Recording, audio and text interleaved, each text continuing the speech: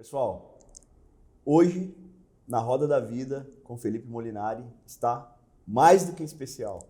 A gente tem aqui um convidado que acredito que todos conheçam, quem não conhece faz muito sentido conhecer. Eu, especialmente, tenho uma história que para mim é muito importante na minha vida. Então, o convidado de hoje é simplesmente Raoni Rossetti. Bom, obrigado pelo convite. Fico muito feliz e mais do que positivamente surpreso com o nome, né? Na Roda da Vida, dado que é algo que fez tanta diferença para mim e para você também, né? Com certeza. E assim, acho que, cara, de todas as pessoas são importantes, assim, a gente está selecionando bem a dedo as pessoas que são do meu network, pessoas que são importantes, né? Que a gente tem um carinho especial, uma admiração, mas você foi o cara que me apresentou, né, a Roda da Vida, a mentoria que a gente fez desde a primeira lá, que foi assim, um divisor d'água, não só para mim, mas muitas pessoas que acabaram até indo para a mentoria através do contato ali, da ponte que eu acabei fazendo. Algumas pessoas foram trabalhar na Melver, então assim, é um negócio bem, bem legal assim, que eu levo comigo, né, acho que para sempre. Então, você não poderia deixar de faltar aqui nessa... Eu fico feliz, né? Episódio número 37, ele vem falar que eu sou importante, né? Então eu tô na 37ª posição, mas pô, entre os 50 tá valendo. É que eu tava me preparando, entendeu? Tá não é simples entrevistar você, então tem que fazer um treino antes. Mas, Raoni, então assim, cara, bem assim, direto ao ponto, e para que as pessoas entendam, né? A gente, quando eu falei, pô, vou entrevistar o Raoni, eu falei, cara, entrevistar o Raoni? Pô, o que você acha que a gente deveria perguntar? Pô, pergunta qual ação que o homem tá comprando, pergunta qual a estratégia que ele tá fazendo. Então, eu falei, cara, beleza, o Raoni talvez ele até possa ajudar com a parte técnica, mas a essência, que eu acho que é o pilar ali, é algo que vai solidificar para depois vir a parte técnica, vir a parte de negócios e tal, porque se você não fizer, né, acho que você faz isso com excelência, acho que controlar todos os pratos da vida, né, você já está num nível bem superior, mas ainda assim, cara, tem as dificuldades do dia a dia, mas sem entender isso, acho que, cara, é muito difícil, né, a gente conseguir estar bem estruturado. Então, assim, eu queria começar falando de clareza.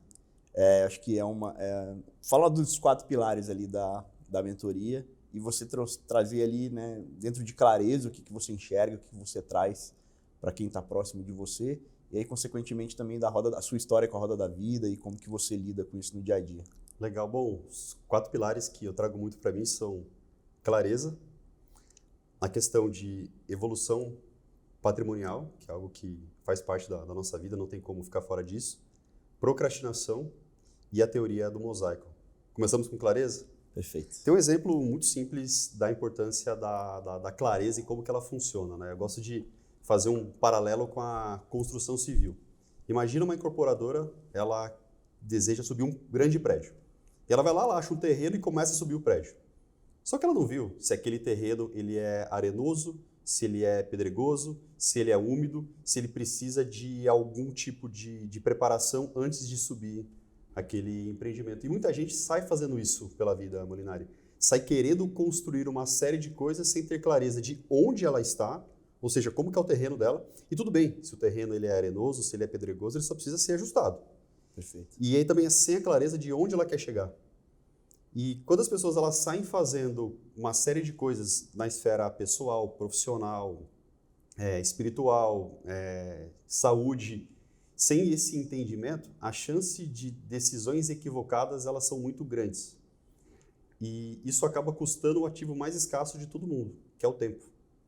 E aí o tempo passa, é impossível voltar atrás, o que dá para fazer a diferença é como fazer diferente dali para frente, só que é algo que pode ser extremamente custoso. Então a clareza do ponto atual e também de onde nós queremos chegar, sabendo que a jornada tem uma série de imprevisibilidades, é algo bem importante. E aí a Roda da Vida entra para trazer essa clareza. Até se você quiser contar um pouco ali como que a sua história ali, brevemente, com a Roda da Vida, né, que eu acho que entra aí dentro para trazer ajudar a trazer essa clareza, né? A roda da vida, ela acho que é super válido trazer a história para contextualizar a importância dela para mim.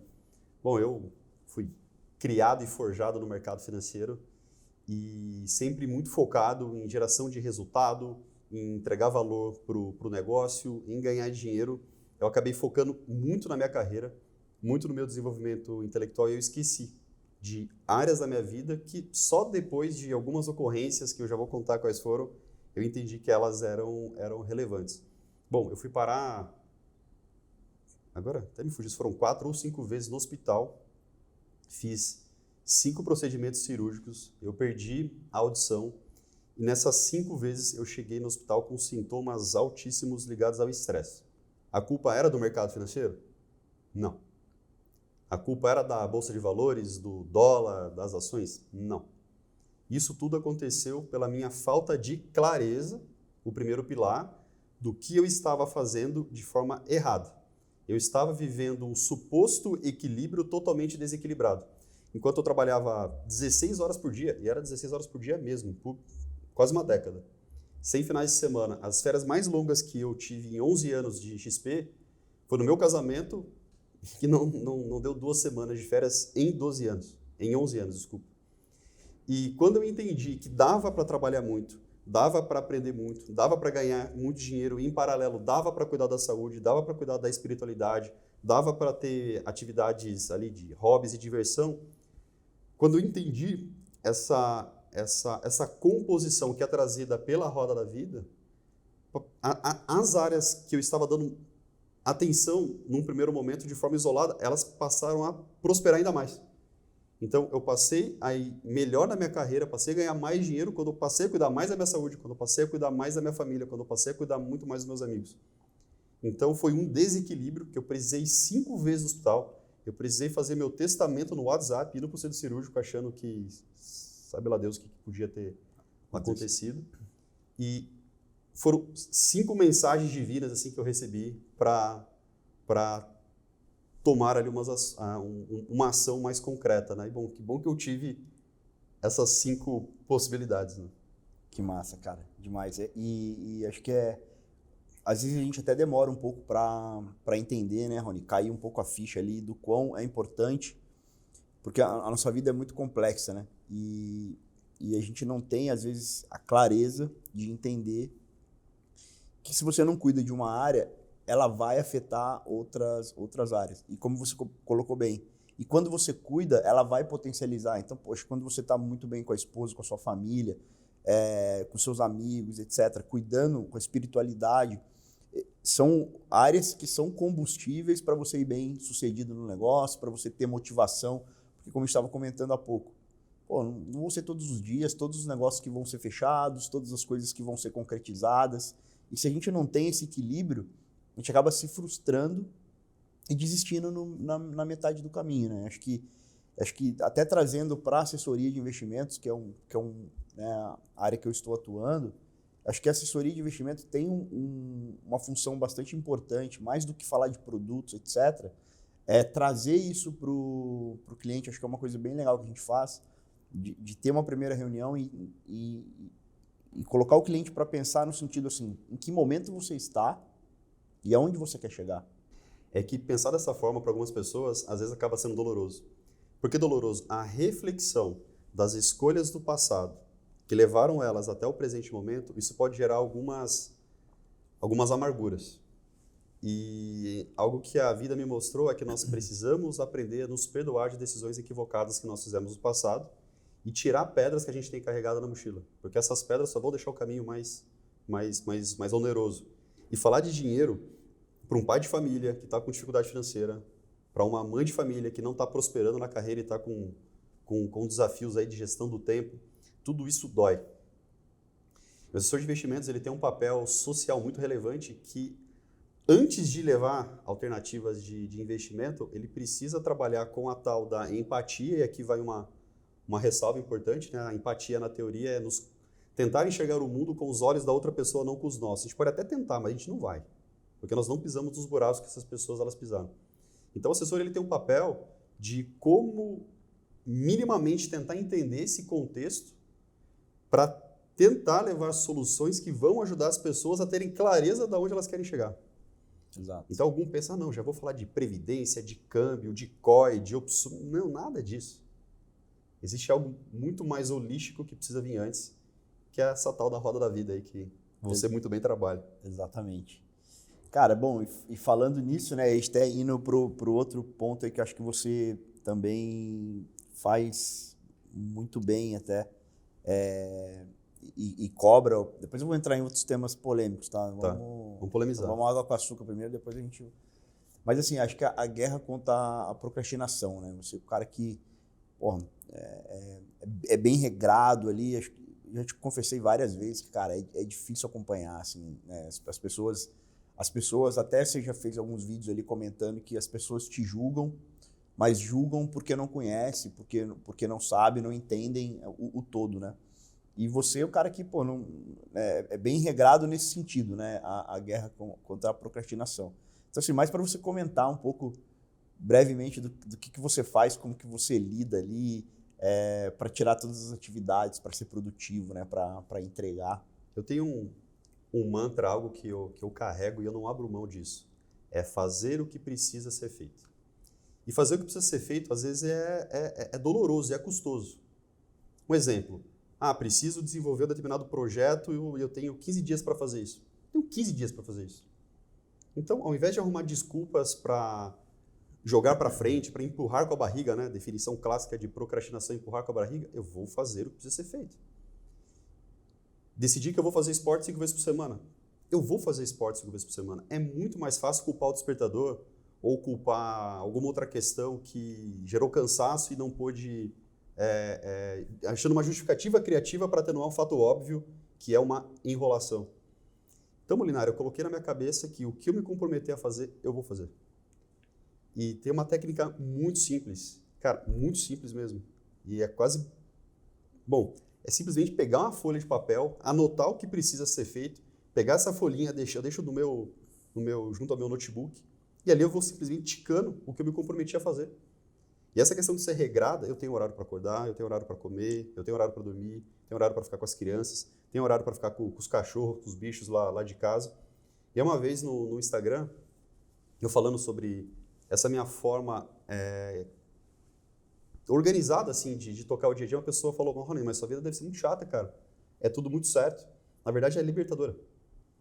Aquela sensação de chegar numa sexta-feira dizendo, puxa, hoje eu tenho um final de semana, porque eu consegui cumprir o que eu me comprometi a fazer. E até fazendo um paralelo aqui, eu estou lendo um livro onde ele fala sobre honestidade e desonestidade.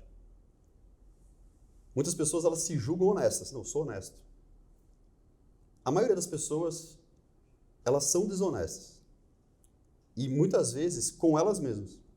Então, eu vou fazer esporte e ela não vai fazer esporte. Eu vou cuidar melhor dos meus filhos e ela não vai, ela vai ficar no WhatsApp, enquanto os filhos dela estão brincando ali no chão. Eu vou ser uma melhor esposa, vou ser o melhor marido. E o esforço ele é muito pequeno em relação a isso. Arruma desculpa para justificar a autossabotação, né? Vamos dizer assim. Autossabotação, cara. Essa é uma palavra interessante. Cara, e assim, Rony, cara, a gente sabe que não é fácil, mas obviamente que se você deixar no acaso e não tiver nenhum planejamento, cara, a chance de você corrigir ou evoluir é mínima, né? Acho que tem duas coisas importantes que você traz, né? Que cara, não adianta você querer também mudar tudo de uma hora para outra. De uma hora para outra, mas se você tiver um mínimo de planejamento, né, ter clareza do que você precisa melhorar e ir evoluindo com o tempo, depois de 6 meses você vai ser uma outra pessoa, depois de 1 ano, depois de 2 anos, aquilo acaba entrando na sua rotina, no hábito, você começa a ver o resultado daquilo, né? Como aquilo trouxe coisas boas aí em outros aspectos e afetou outras áreas da vida e a coisa começa a ficar gostosa, né? E tem uma coisa que você falou uma vez, cara, que eu não esqueci, assim, que é o seguinte, você falou, cara, fazer isso me deu a liberdade de fazer o que eu quiser, a hora que eu quiser e com quem eu quiser. Acho que isso é um negócio que poucas pessoas, né, por não ter um planejamento, acabam não conseguindo, né, na vida por não não ter esse planejamento, né? Não saber onde quer chegar. Desculpa te cortar, mas deixa eu fazer uma ponderação aqui em relação a planejamento. O que eu vejo que muitas pessoas elas acabam escorregando um pouquinho. As metas, os objetivos, eles precisam ter prazos. E eles precisam ter pequenas comemorações. Sim. Então, quantas pessoas elas chegam no final do ano? Não, esse ano eu vou fazer tal coisa. Esse ano eu vou mudar. Passa janeiro, passa fevereiro, os meses vão passando, chega no final do ano, ou no meio do ano ela nem lembra o que ela se comprometeu. Agora, se nós pegamos uma simples folha de papel aos domingos, anotamos o que nós vamos fazer na semana, carregamos essa folha ao longo dos dias, vamos ticando conforme nós vamos realizando, comemoramos aquela folha preenchida ou bem evoluída na sexta-feira, já virou uma conquista. E por que as conquistas e as pequenas comemorações elas são importantes? Pequenas comemorações liberam hormônios, liberam sinais do nosso corpo que nos motivam a dar um próximo passo. Perfeito. Então, ao invés de deixar o tempo passar, sem nós nos darmos o direito de pequenas conquistas, pequena conquista, às vezes é um vinho com a esposa, é um parabéns para si próprio, é meia hora fazendo algo que você quer sozinho, não é gastar dinheiro ou fazer coisas extremamente grandiosas. São vários pequenos marcos que vão construindo uma história. E é bem importante a gente fazer isso, porque faz muita diferença. Perfeito, cara. Eu acho que aprendi isso contigo e a gente faz isso hoje no escritório, você acredita, cara? A gente tem um planejamento do ano, né? E assim, cara, tanto eu com a equipe, a gente comemora cada cliente que entra, cada captação que a gente faz, cada atingimento de meta, toda semana, todo mês. E, cara, a gente tem ido muito bem. A gente estabeleceu um processo, então a gente se policia para seguir o processo, porque a gente entende que aquele processo funciona na nossa velocidade, acho que cada um tem o seu tempo, tem a sua história, mas cada cliente que entra e cada resultado que a gente consegue do processo que a gente estabeleceu, de acreditar naquilo e o resultado vem, a gente comemora.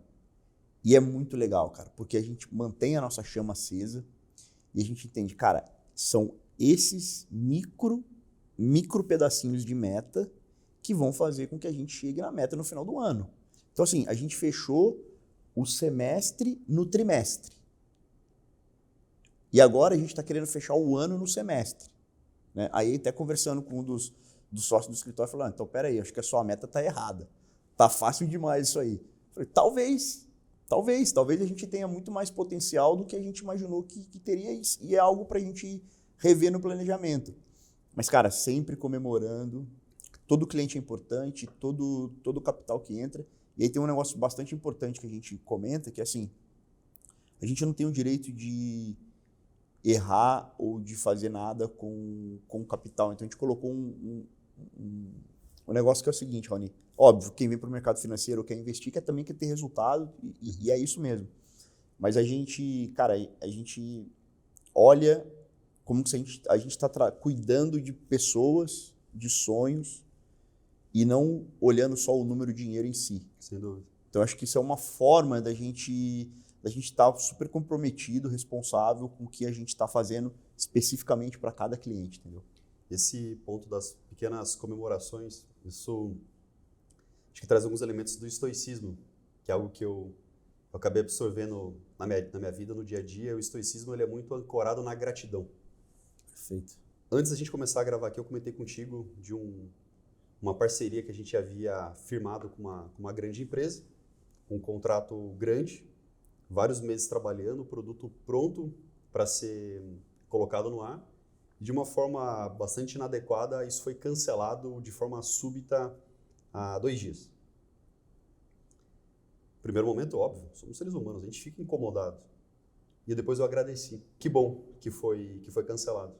Porque esse contrato, provavelmente, ele traria outros problemas maiores ali em diante. Então, é tentar sempre olhar para o lado cheio do copo e agradecer. Exato. Agradecer pelos erros que trazem aprendizado, agradecer das supostas oportunidades perdidas. Às vezes, aquele cliente que falou que ia fazer uma série de coisas, de repente ele deu para trás. Tudo bem que ele deu para trás. Ou porque ele está num momento que não é o momento para ele ser atendido por você, ou talvez você teria algum tipo de inconveniência com aquilo. E abre espaço para vir outros que faz Abre muito mais espaço. sentido, né? Isso daqui de abrir espaço é algo que você trouxe e é muito importante. Eu gosto de dizer que o nosso cérebro ele possui várias caixinhas. Em cada caixinha possui uma coisa. E essa coisa ela pode ser grande, ela pode ser pequena, ela pode ser boa, ela pode ser ruim. Então, as coisas ruins, a gente tem que abrir essas caixinhas, tirar essas coisas e liberar. Ao invés de ficar naquela amargurando algo que, seja lá por qual motivo, acabou não dando certo. Algumas coisas estão no nosso controle. A maioria não está. Então, Exato. não vale a pena nós ficarmos nos corroendo por coisas que estão totalmente fora da nossa capacidade de movimentação. E tem uma coisa também que eu trago para mim, assim, Rony, que cara, eu não quero estar com pessoas que não têm valores. Mesmo que sejam clientes, cara, e que tenha dinheiro. Vai ser difícil. É difícil.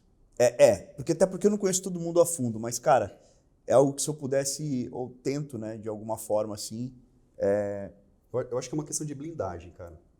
Assim, óbvio que eu também adoraria estar só com pessoas como você, pessoas honestas, pessoas que se não der certo foi porque não era para dar certo, mas não por questão de ética, por falta de palavra, falta de conduta. Mas a vida, ela não é assim.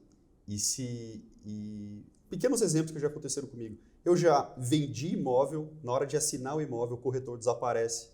Eu já vendi imóvel e na hora de assinar o comprador inventa alguma outra coisa. Negócios já foram firmados de boca e deram para trás. Parcerias com amigos. Já emprestei dinheiro para amigo, irmão, o cara me deu calote, desapareceu. É a vida, cara. E se nós não estivermos espiritualmente bons, com uma roda da vida minimamente equilibrada para enfrentar esse tipo de coisa, a vida vira um inferno. Exato. E até conversando com a minha esposa, com a Jaque esses dias, eu falei, Jaque, tem tantas pessoas pisando na bola no mundo, com tantas coisas acontecendo, que será que a gente está ficando menos humano e mais frio para absorver esses acontecimentos? E eu me parei refletindo sobre aquilo, eu fui dormir com isso. E eu acordei falando, eu acho que é o contrário. Eu acho que nós que temos essa cabeça mais holística de equilíbrio, a gente tem que ser diferente, tem que aumentar ainda mais o que a gente acredita. Exato. Porque se o mundo está desistindo, se tem muita gente desistindo da honestidade, da ética, se quem ficar trancado numa caverna, isso vai piorar ainda mais o todo. Não, exato, cara. E assim, ó, algumas pessoas que sabem que a gente tem, né, algum relacionamento, quer dizer, que eu te conheço, né, que a gente teve a questão ali da mentoria, acabei conhecendo um pouco você, como a sua cabeça funciona e tal, não sei o que lá. Então, assim, cara, eu falo para todo mundo abertamente, falo, cara, eu gosto pra caramba do Raoni, eu admiro ele, e, cara, e eu até comento com algumas pessoas assim, eu nem sei se você gosta de mim. Não gosto muito. Mas não é, então, mas é o seguinte, cara, mas não me interessa. Você entende o ponto? Que é o seguinte, cara, eu não sei se ele gosta de mim, mas eu gosto dele. Você tá carente, cara? Isso é indiferente. A gente pode dar um abraço aqui no... No Um abraço. Momento carência aqui no podcast. Mas, cara, mas é isso, cara. Por quê? Porque a gente tem que fazer com que a vida seja mais leve. Eu aprendi isso contigo. E depois da mentoria 1 porra, de tudo que aconteceu, a gente mudou a vida e etc. E óbvio, a gente não sabe o resultado, como você bem falou, se vai dar certo, se não vai e tal, cara. Mas por questão de valores não vai ser. Mas eu comecei a enxergar a vida diferente, sabe? E isso para mim tirou um peso, cara, gigantesco. Gigantesco, assim. E aí eu me comprometi, o pessoal fala, você é puxa-saco do Raoni, porque não sei o quê. O pessoal fala, cara, puxa-saco do Raoni, porque não sei o quê, porque não sei o que lá. Eu falei, cara, não sou. Se vocês quiserem achar ou julgar e tal, dane-se também, não tô preocupado, né, com o que... Mas eu me comprometi o seguinte, cara, que aquilo fez tão bem pra mim, que eu falei, cara, enquanto eu puder, eu vou falar isso para o máximo de pessoas que eu puder. Porque, de alguma forma, eu vou impactar as pessoas. E essa semana, uma amiga, cara, que mora no Rio de Janeiro, ela viu postando sobre as coisas da Roda da Vida, ela falou, você faz a Roda da Vida? De onde você tirou isso? Tal. Aí eu comentei com ela, ela falou assim, porque eu fiz uma mentoria com uma outra pessoa lá, uma coach, não sei, e a pessoa apresentou a Roda da Vida. Ela falou, poxa, eu queria tanto que a minha família, meu marido e a minha filha, etc., fizesse e entendesse isso, porque ia mudar tanto a vida deles como está mudando a minha. Então, eu falei, cara, eu preciso... É muito egoísmo, porra, isso aqui e tal, não sei o que, beleza, mudei minha vida, fecho ali com a minha família e tal, e acabou.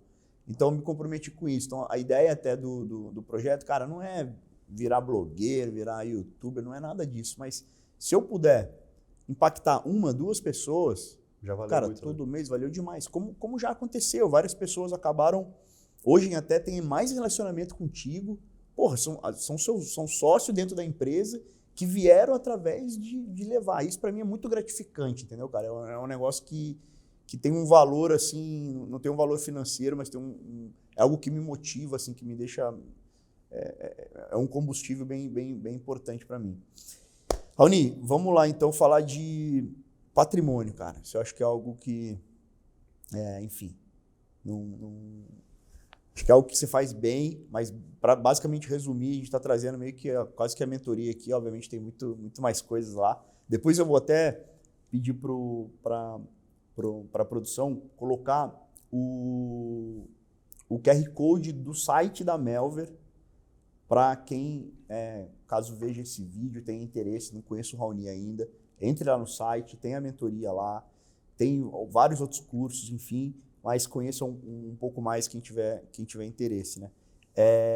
Queria falar então da questão do patrimônio ali, para depois a gente ir para a teoria do mosaico, que eu acho que fecha bem, acho que faz todo sentido ali, mas falar do patrimônio ali. E as coisas, Raoni, que a gente está falando aqui, de ferramenta de atividades, de produtividade, cara, não tem nada mirabolante, não tem nada que nenhuma pessoa não possa fazer, porque o cara não tem o teu patrimônio, então ele não pode fazer, porque ele não tem... Cara, não é isso, né?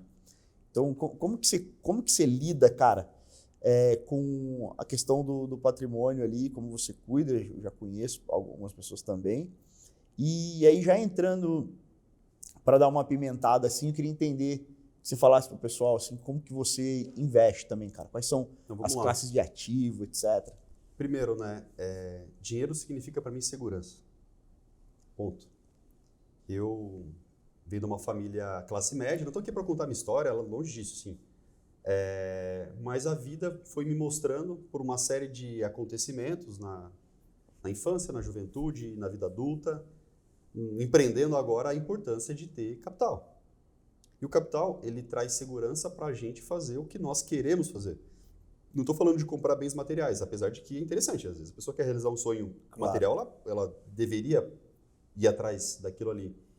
Então, eu lembro que quando eu tinha 17 anos, eu havia acabado de entrar na faculdade, e eu coloquei um número na minha cabeça, falei, eu vou buscar esse número até os 30 anos, que era conquistar R$1 milhão. E ter um número e ter um prazo, isso fez toda a diferença. Porque quando você tem um número e você tem um prazo, você precisa de um plano de ação para chegar naquilo lá. E assim eu comecei a galgar o meu caminho para a construção do meu patrimônio, né? Quanto e em qual período. E o tempo ele foi me mostrando que conforme você vai acumulando capital, a tua segurança que vai lhe permitir tomar mais riscos e riscos que permitirão acumular mais capital aumenta. Mas quando eu estou falando de risco, não é risco de alavancagem no mini índice, mini dólar, não. É aquele ponto de, como um profissional do mercado financeiro, eu fui trabalhando, fui ganhando mais, eu fui acumulando, fui investindo meu dinheiro, isso foi me dando mais autonomia ali e como eu posso dizer, e coragem para assumir outros projetos que foram mais rentáveis e assim eu fui crescendo, até que um dado momento, uma posição de executivo na XP, eu decidi largar tudo, começar um outro projeto que é a Melver, e tudo isso com uma segurança de um amparo financeiro de algo que eu fui construindo ao longo do tempo.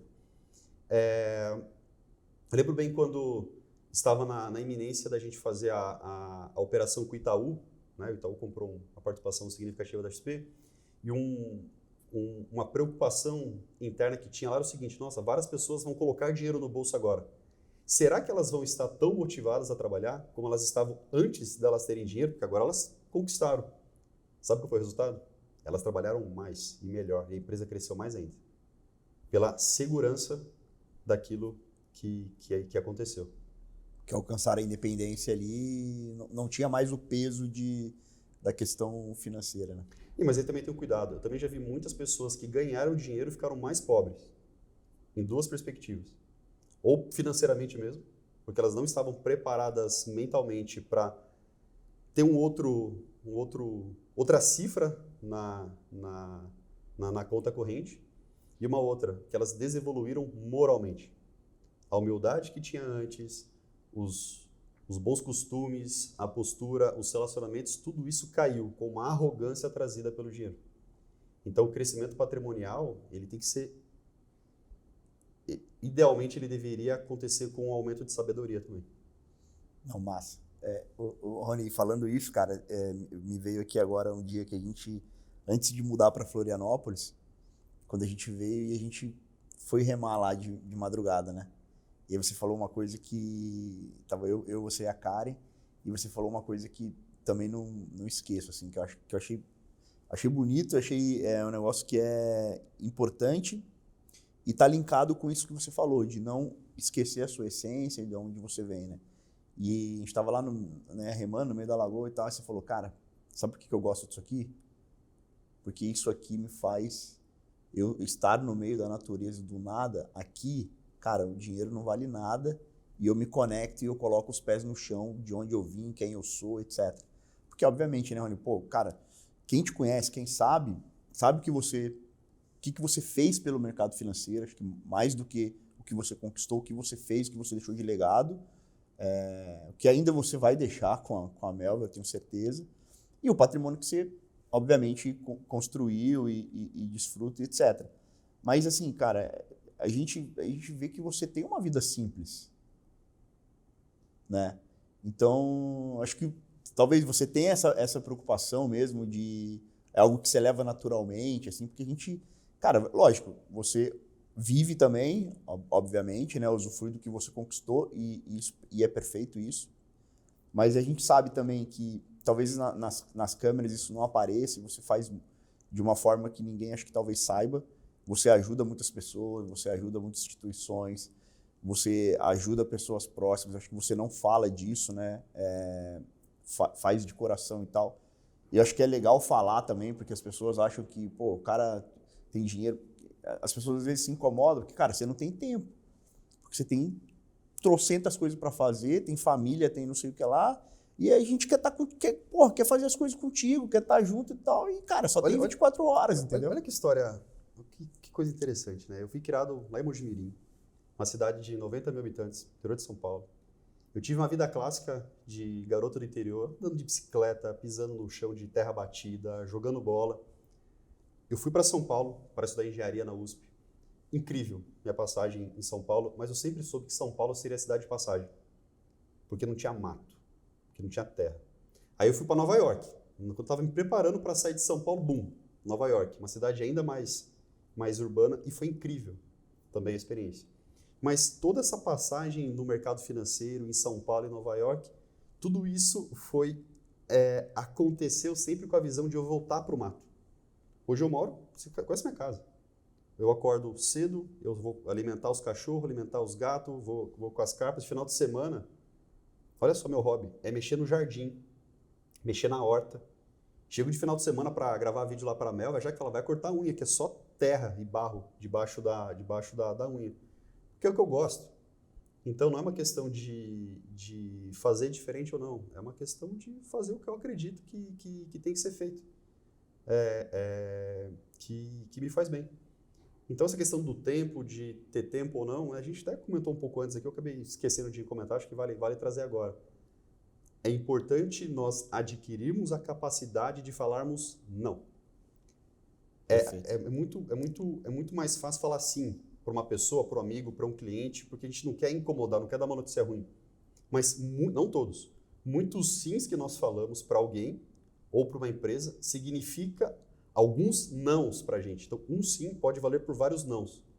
É um sim que eu falei para algo que eu não quero fazer mesmo. Pode ser um não para mim, para minha saúde, para minha esposa, para os meus filhos, para o meu tempo de esporte.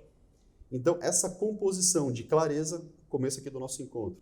Crescimento patrimonial, isso nos permite a habilidade de falar alguns nãos. Não para coisas que a gente não quer fazer, não para pessoas com as quais nós não queremos estar perto, não para relacionamentos que nós não queremos construir ou alimentar, E o não, ele é extremamente libertador.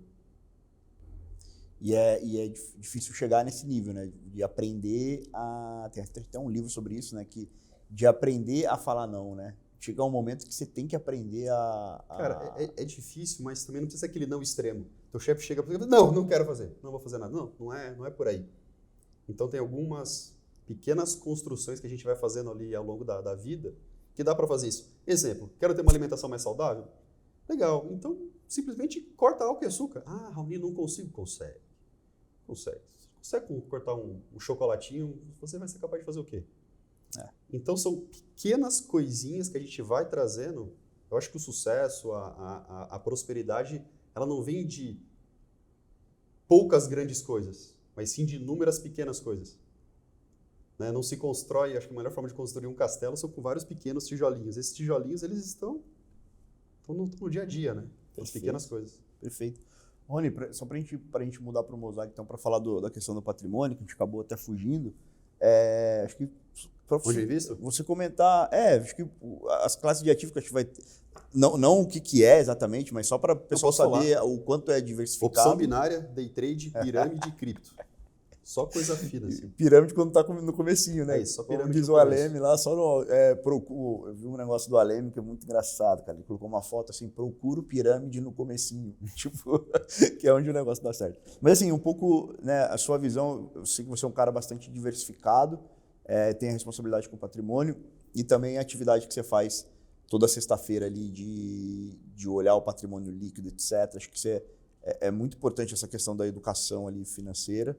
E depois a gente vai para a teoria do mosaico e talvez falar um pouco de mercados para a gente fechar. Eu invisto com perspectiva de longo prazo. Detalhe, sabendo que o longo prazo ele é composto por vários médios prazos e que cada médio prazo é composto por vários curtos prazos. Exemplo, eu tenho mais ou menos 20% do meu patrimônio em ações.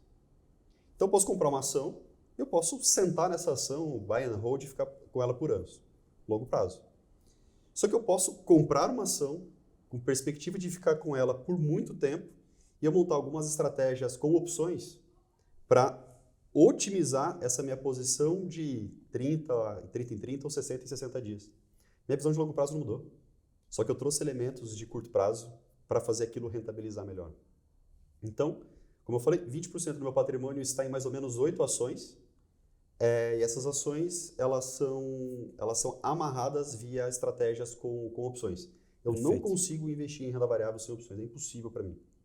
É como entrar num barco e ir para alto mar sem vela, sem remo, sem motor, sem nada. As opções elas me trazem o controle. Renda fixa. Renda fixa eu vejo uma ansiedade tão grande dos investidores. Agora a Selic está tanto, agora é inflação, agora é NTNB, agora é pré-fixado, agora é outra coisa. Minha visão é a seguinte, como que eu posso ganhar mais dinheiro para investir mais em renda fixa? E os títulos que eu já coloquei, está tudo bem, vai para o vencimento. Eu não vou para o mercado secundário de renda fixa. Então, se eu compro uma NTNB... Fica tentando fazer marcação a mercado ali para potencializar. Vamos NTNB. E aí eu fui lá, fiz ela numa determinada taxa. Eu vou falar que a taxa subiu. Para muitas pessoas, nossa, agora na marcação a mercado eu perdi dinheiro. Gente, eu vou carregar até o vencimento. Ah, mas ela para 2050 e poucos. Eu vou carregar. Então, minha preocupação ela muda de foco.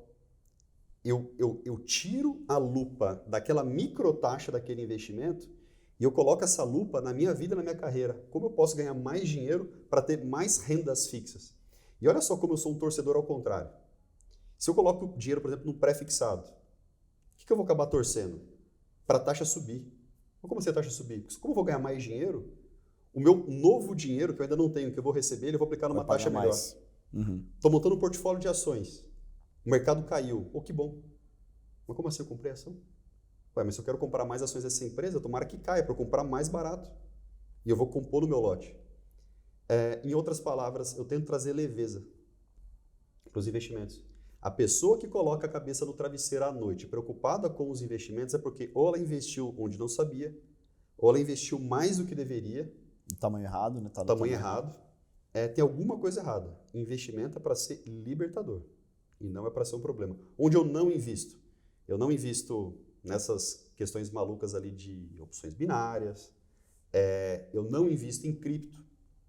Cripto para mim é para trade. E talvez alguém vai guardar esse vídeo, daqui 10 anos, Bitcoin pode subir. Ah lá, o cara falou que não era, minha visão é essa, eu posso mudar em algum momento, assim como a gente tem que estar livre para mudar. Para mim, cripto é para trade, não é para investimento. Fundos de investimento, pouquíssimos gestores estão na minha rede de consideração. Como eu trabalhei na mesa institucional atendendo muitos gestores eles simplesmente trocam de fundo, saem de lugar, vão para o outro, e eu já vi muitos desalinhamentos com os cotistas. Então, existem excelentes gestores, são pouquíssimos. Talvez nas nossas 2 mãos aqui a gente consiga contar sobrando alguns dedos. De uma indústria gigantesca, né? De, sei lá, 5 mil, 10 mil fundos aí no mercado. Daí a importância de um assessor. O assessor ajudar a fazer esse filtro. E as pessoas não entendem, parece que é tipo, por que eu preciso de um assessor se eu vou lá e escolho o fundo? Qual fundo? Qual fundo? E aí tem uma coisa, primeiro, a análise quantitativa ali, né, de performance, etc. E o quali, que eu acho que é mais difícil, e quem não está no mercado tem mais dificuldade. Quem é esse gestor? Quanto tempo o cara está ali? Quanto tempo essa equipe está junta? Qual o turnover dessa equipe? O histórico de conduta dele. Exato. Qual que é o cara tem 30 anos de mercado. Tá, mas como que foram esses 30 anos de mercado? Qual que é a história? Então, a gente que está no mercado financeiro, está ali a gente fala, né, tá ali na Faria Lima, tá ali, conhece os bastidores, a gente faz esse filtro dentro do escritório para falar. Então, não é muito ali investir no cara que está naquele momento, naqueles 2, 3 meses, o cara acertou lá uma curva de juro, etc e tal, o fundo está super bem naquele mês ali, vou colocar nesse cara aqui. Mas, cara, vamos olhar a performance. Acho que o assessor de investimento entra nisso também, né? Legal, cara. Rony, vamos, para a gente caminhar para finalizar, falar da teoria do mosaico, que é um negócio que também as pessoas talvez no primeiro momento podem achar que, né, muito filosófico, tá viajando, tá não sei o que e tal. E, cara, a gente que conhece, você sabe que você faz com maestria, assim, você ensinou também na mentoria e tal. Acho que o curso, antes da gente ir, até falar da questão das opções, da minha experiência, né? Cara, depois que eu fiz a formação de opções, conheci de opções, até falando de mercado mesmo, né? Até para quem é assessor de investimentos também, que possa estar assistindo aqui, são pouquíssimos caras que sabem. E muda o jogo, cara. Muda o jogo. Se eu pego hoje uma carteira de um cliente, tá? Que tem um assessor que é só comercial, o cara não entende de mercado financeiro. Eu conheci uns caras até que já deixaram de ser assessor de investimento, o cara tinha uma carteira de 100 milhões. Então eu falei, cara, você conhece de mercado? Eu falei, não conheço nada de mercado. Eu falei, cara, você já operou? O cara falou assim, com perdão da palavra, me cagava todo, cara, nem abria o profit. Não sabia nada disso aí, cara. Fazia só o comercial, colocava os caras para dentro, a mesa de renda variável. Não tô nem falando que tá errado, tá? Porque cada um tem uma estratégia, tem um jeito de atuar. Mas depois que eu entendi, e aí os clientes, obviamente, ainda é a minoria mesmo que sabem, e a gente consegue trazer essa inteligência, essa segurança ali, em alguns momentos, para a carteira do cliente, cara, depois que o cara começa a fazer isso, o cara não quer voltar mais para... Um exemplo para você. Eu não gosto de fundo imobiliário. Por quê? Porque você entra no fundo ali, cara, primeiro, é um trabalho para você saber, né, você tem que escolher também os fundos ali, acho que... Mas eu não gosto muito, assim, acho que é um percentual bem pequeno ali de exposição, talvez faça sentido para gerar uma receita de bons fundos, mas o fato de não ter opções, de investir sem opções, é um negócio que, cara, me incomoda bastante hoje. Antes, obviamente, eu não conhecia, era ignorante, então não mudava nada. Mas hoje, eu já não me incomoda demais. Eu tenho uma ação que eu não tenho opções, que eu tinha entrado, e é o que me incomoda, cara. Eu não poder fazer nada. Poder vender uma put, não poder travar, não poder fazer nada, entendeu? Então, acho que é... Mas vamos falar, então, da teoria do mosaico para a gente caminhar para encerrar. Vale lembrar aqui que é o mosaico, né? Deixa eu ver se tem algum mosaico aqui perto. Não, vamos lá. Imagine... acho que o melhor exemplo é uma igreja católica. Independente da religião de cada um, imagino que praticamente todos aqui que estão nos ouvindo já entraram alguma vez numa igreja. A gente vai numa das paredes, em alguma parede de uma igreja vai ter uma grande imagem sagrada, assim. Quando a gente vê de longe, é aquela imagem bonita. Quando a gente olha de perto, são várias pequenas pecinhas, até fininhas. Pedacinho de azulejo, pedacinho de metal, pedacinho de barro, que elas não têm muito sentido de forma isolada.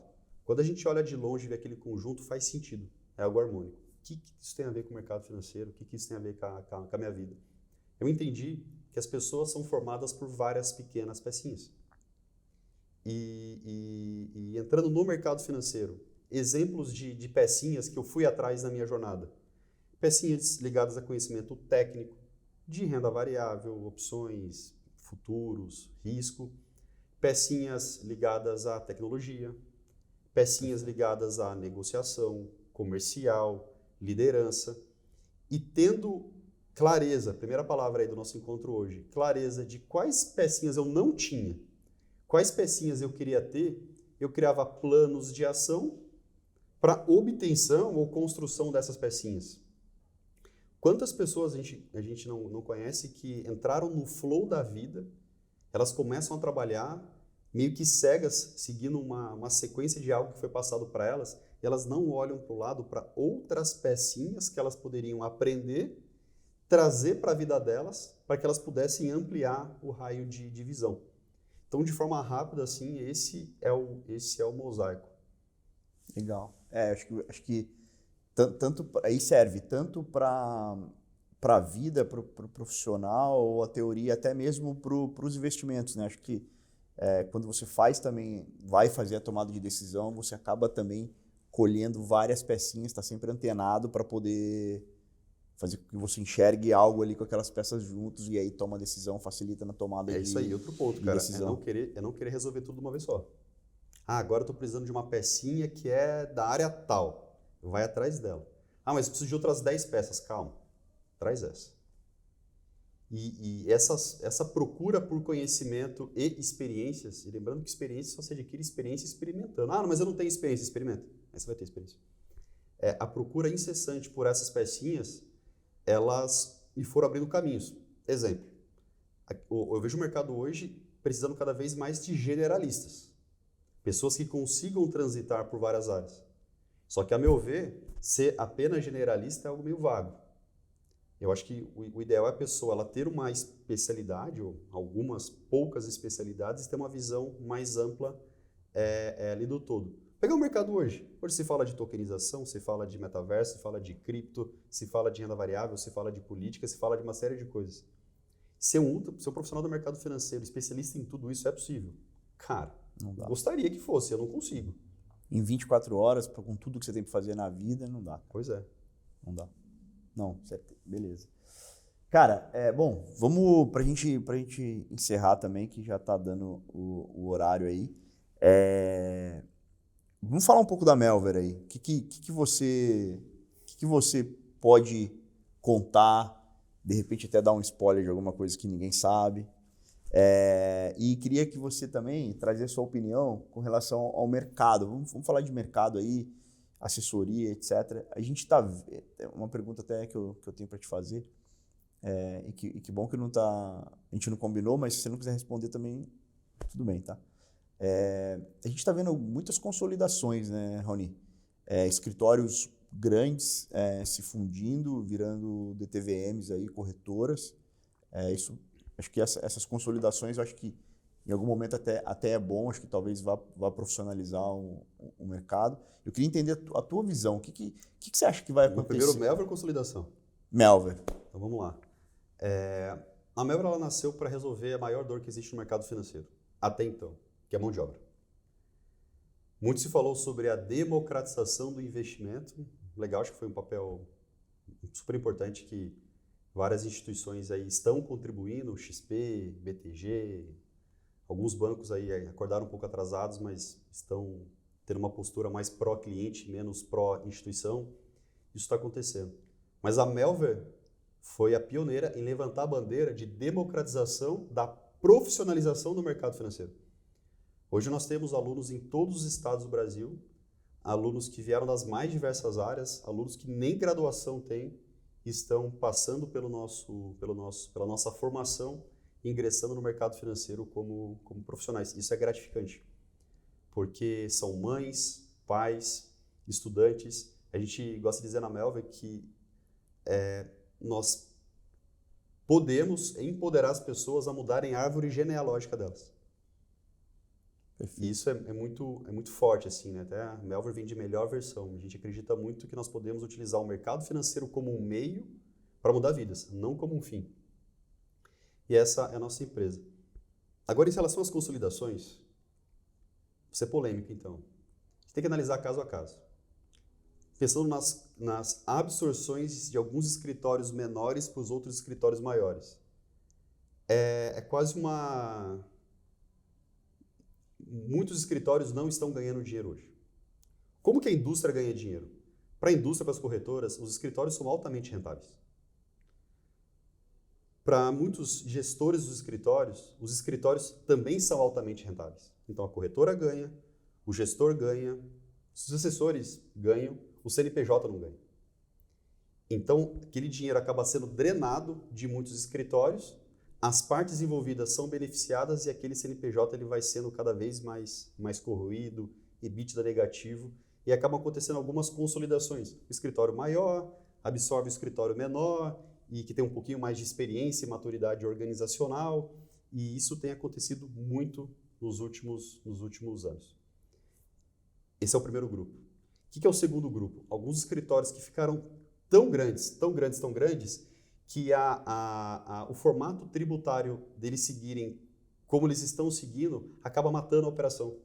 E eles precisam ter uma outra estrutura que permite eles terem uma outra forma tributária para o business parar de pé. Eu estou próximo de alguns deles e quanto mais eles crescem, mais eles perdem. E aí esse processo de mudança do formato de assessoria para corretora. Tá. E alguns escritórios muito grandes ainda, eles estão se juntando. Acho que só o futuro vai nos dizer o que acontece, né? No último caso agora, a Faros e Messi. Sou fã dos dois. Marcas que eu conheço há muito tempo. Eu desejo muito sucesso, muita prosperidade para eles e que eles consigam ter um baita de um alinhamento cultural, organizacional, para crescerem cada vez mais. Fica aqui meus parabéns ali para eles pela operação feita. E essa questão, então, acaba que teoricamente resolveria essa questão, né? Depende. Porque, assim, se eles se juntarem e nesse caso, acho que tá tudo certo, assim, mas se eles se tornarem uma corretora, a questão tributária tá resolvida. Aí é muito mais uma questão do escritório performar e ganhar dinheiro. Mas a questão tributária, ela passa a ser superada. Nos escritórios menores, o que é uma novidade que aconteceu no mercado? Mas as corretoras também se anteciparam ali. O mercado financeiro é muito esperto. Agora os escritórios podem ter investidores capitalistas, o que é interessante. Então o escritório de agente autônomo, que não podia ter um sócio de fora aportando dinheiro, ou um fundo, ou uma outra instituição, agora ele pode. Só que muitos já se amarraram em contratos de exclusividade de 10 anos com as corretoras. Então saiu a novidade para eles, agora que eles poderiam dar um passo diferente, os caras estão amarrados. Já estão amarrados. Então é uma novidade. As instituições anteciparam o que provavelmente poderia acontecer, né? Pois é, então algo legal que aconteceu foi... Agora, como que isso vai parar de pé com esses acordos de exclusividade que foram firmados? Não sei quais são os termos desses contratos, mas as corretoras elas devem ter se antecipado em relação a isso. Vai ser bom para o mercado ou não? A gente tem que esperar um pouco. Mas eu acho que sim. E na tua visão, como que você, assim, para a gente entender, assim, na sua visão, assim, esse mercado, como que você enxerga, você, Raoni, não estou nem dizendo que até para a gente, daqui a 5 anos, a gente pode voltar nesse vídeo aqui e entender se realmente foi por esse caminho. Como que você enxerga, o que vai acontecer com o mercado de assessoria de investimentos, né? Imaginando essas consolidações, o que caminho, como que você enxerga isso? Até porque a Melver vai ser, acho que um pivô ali, um player bem importante aí para formar, né, esses profissionais. Mas o que você tem de visão para daqui a 5 anos aí para esse mercado? Vou dar um spoiler, então. Que a gente tá fazendo. Cada vez mais os assessores vão em busca de uma visão mais holística e abrangente do cliente e vão atrás de fontes de receita que diminuirão a dependência deles das corretoras. Então, aquele modelo do assessor, ele está ali só vendendo os produtos e serviços ali da corretora, isso já está mudando.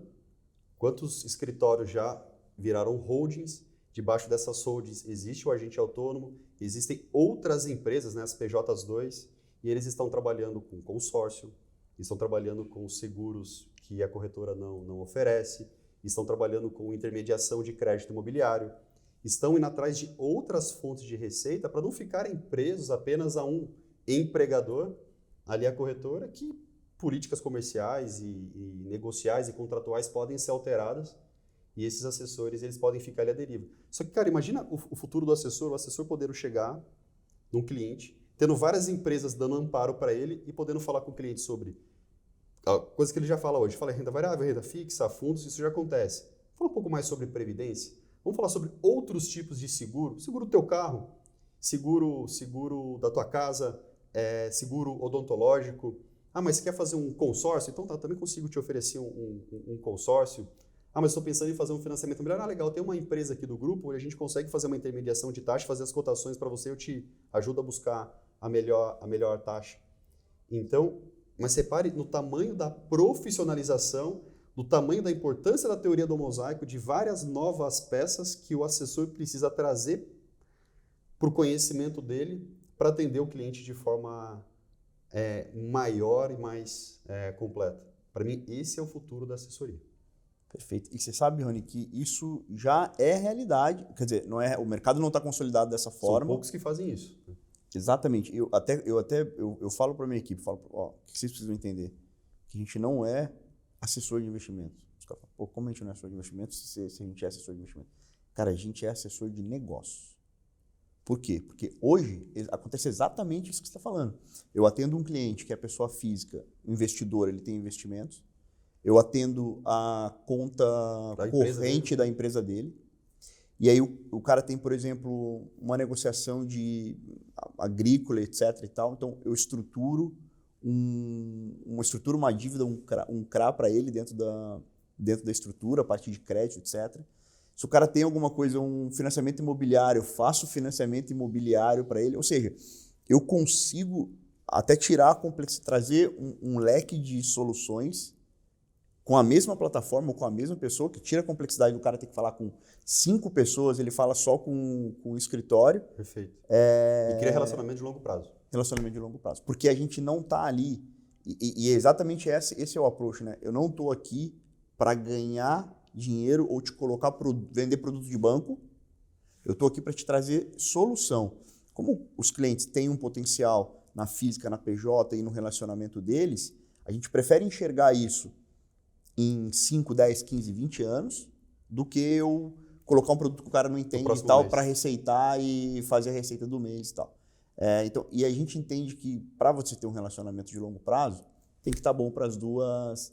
Não, assim, não sei, eu imagino que eu não esteja errado, mas você me corrige se eu estiver errado. Não tem como ter longo prazo se a gente não colocar o interesse do cliente no primeiro lugar, né? Então, acho que, talvez, então você imagina que vá caminhar, potencializar isso de forma mais estruturada e organizada. O que eu conheço, tem uns 5 escritórios fazendo isso de forma mais organizada. E isso vai fazer com que as corretoras elas tenham que se mexer um pouco mais. Sim, porque elas vão perdendo vínculo, vão perdendo relevância ali com os escritórios. Então, é a concorrência. E a concorrência ela é maravilhosa, porque ela traz melhores produtos, melhores serviços. Eu acho que é por aí. E não vai me assustar, tá? A gente assistir esse vídeo daqui 5 anos e a quantidade de assessores do Brasil ser 3, 4, 5 vezes maior. Para mim não é a profissão do futuro, não. É a profissão do presente. Do presente, exatamente. Não apenas do futuro, né? Do presente. Acho que cabe a gente, né? A Melville também está ajudando bastante, mas cabe a gente que já está atuando também, levar isso. Mostrar para as pessoas, de fato, qual é a função ali da assessoria e como a gente consegue agregar valor, né? O quão importante faz você ter esse contato, esse network, porque o que eu costumo dizer, os clientes acabam eles estando conectados comigo, eles estão conectados também com a minha rede de network. Então, às vezes eu consigo conectar uma pessoa que está na minha rede de network para fazer negócio com esse cliente, dele ter um contato ali com um assessor que está olhando os interesses dele. Então, a gente tenta ajudar da melhor forma. Perfeito. Raoni, obrigado. Eu, cara, tenho uma gratidão enorme por você, você sabe. Eu já, tipo, me emocionei em casa para não ter que passar vergonha aqui, não chorar aqui. Então Ele chora mesmo. Chorei. Ele sabe. Então eu falei, ó, vou chorar aqui em casa, já agradecer, pô, gratidão de você ter topado, ter aceitado, tudo aí que você já me ensinou, enfim. Então, cara, gratidão enorme aí, muito obrigado aí pelo seu tempo, né? Eu sei que para você é muito difícil sair e tal da operação e tal para fazer isso, mas eu sou bastante grato aí, muito obrigado aí por ter contribuído. Eu espero que a gente consiga atingir vidas, que as pessoas deem atenção no que a gente está falando, vá buscar mais sobre a Melver e se aprofundar no que a gente trouxe, uma pincelada aqui. Enfim, que a gente consiga ajudar a levar isso para o máximo de pessoas possível aí, a gente consiga mudar um pouco aí, fazer a nossa parte, a nossa colaboração aí de empoderar para evoluir vidas. Eu que agradeço o convite e fico muito feliz que você está levando a roda da vida, que fez tanta diferença na minha vida, para outras pessoas. Conte comigo. Valeu.